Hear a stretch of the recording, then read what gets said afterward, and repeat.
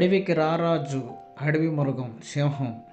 సింహం నడుస్తుంటేనే అడవి గజగజ గజగజలాడుద్ది. ఒక్కసారి అరిసిందంటే చాలు, కానీ ఇది చనిపోతుంది, బలత్కారంగా చనిపోతుంది. మీకు తెలుసా ఎందుకది బలత్కారంగా చనిపోతుందంటే, అడవికి రాజు అయినా సరే కొన్ని పరిస్థితుల్లో అది ఆటోమేటిక్గా చనిపోతుంది, ఆత్మహత్య చేసుకుంటుంది, గుంపు నుండి విడబడుతుంది, మంద నుండి విడబడుతుంది, మంద గెంటేస్తూ ఉంది.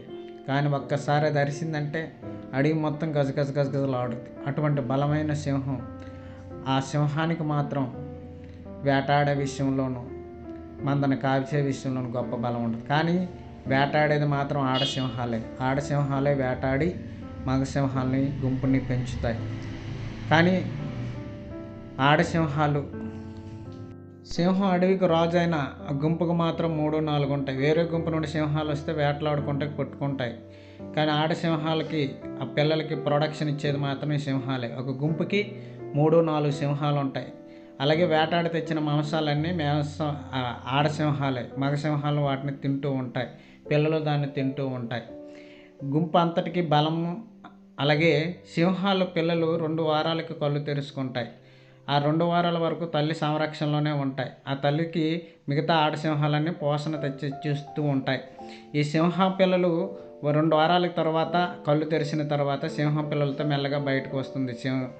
ఆ పిల్లల్ని అలాగ మెల్లగా నడక నేర్పిస్తుంది. అలా నడుస్తూ ఉంటుంది. దానికి అలాగా ఆ మందలోకి దగ్గరికి తీసుకొస్తుంది. ఆడసింహాలు ఎక్కడైతే ఉన్నాయో అక్కడికి. అప్పుడు ఈ తల్లిదండ్రులు అవి ఎక్కడికి ప్రయాణం చేస్తే అక్కడ మెల్లగా ప్రయాణం చేస్తూ ఉంటాయి, దాని అంతా నడుస్తూ ఉంటాయి. అలా నడిచిన కొలిది అలాగే తల్లిదండ్రులు వేటాడడం చూసి, ఆ వేట చూసి ఇవి కూడా వేటాడడం చూసుకుంటాయి. 3 మాసాల వరకు ఆ తల్లిదండ్రులు వెంబడిస్తూ ఎలాగ అవి వేటాడుతున్నాయో ఆ వేటను చూసి ఇవి కూడా వేటాడడం నేర్చుకుంటాయి. అలా ఇవి కూడా సామర్థ్యం కలిగిన సింహాల్లా తయారవుతాయి. అలా గుంపు ఏర్పడుతుంది. అలా గుంపు అంతా కూడా వేటాడే విషయంలోనూ కలిసిమెలిసి ఉండే విషయంలోనూ ఆనందంగా ఉంటాయి. ఆడసింహాలే మొత్తం వేటాడితే మగసింహాలు దాన్ని తింటాయి.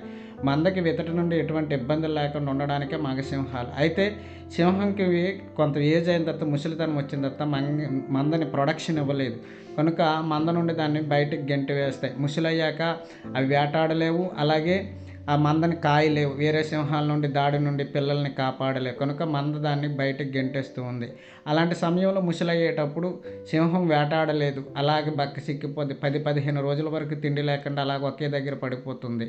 కొన్నిసార్లు ఏంటంటే దానికి తిండి దొరికితే దొరుకుతుంది, లేకపోతే లేదు. కొన్నిసార్లు సచ్చిన శవాలు గట్రా దాని దగ్గర పడిపోతే ఆటోమేటిక్గా అది ఆహారంగా తింటుంది. అన్నిసార్లు అలా పడిపోవు కదా, అన్నిసార్లు అలా దొరకవు కదా. కొన్నిసార్లు ఆహారం లేక బక్క సిక్కిపోతుంది, చాలా దీన స్థితిలోకి వెళ్ళిపోతుంది, శరీరం అంతా బలహీనమైపోతుంది.